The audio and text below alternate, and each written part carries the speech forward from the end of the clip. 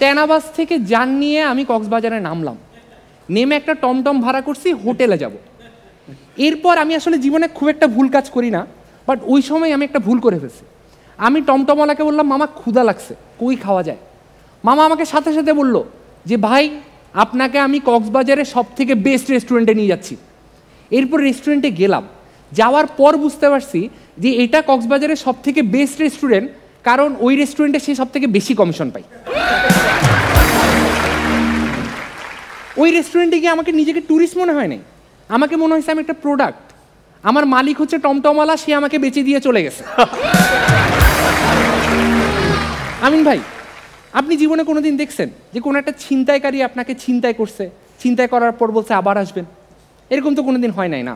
কিন্তু ওই রেস্টুরেন্টে খাওয়ার পরে সে আমার সবটুকু লুটে নিয়ে ওই রেস্টুরেন্টের ম্যানেজার আমাকে বলছে আবার আসবেন।